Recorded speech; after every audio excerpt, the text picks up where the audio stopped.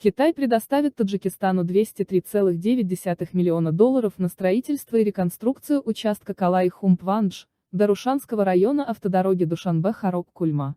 Как сообщил сегодня депутатам Маджлисина Мындагон, Нижняя палата парламента страны министр транспорта Таджикистана Азим Ибрахим, указанные средства предоставляются на грантовой основе.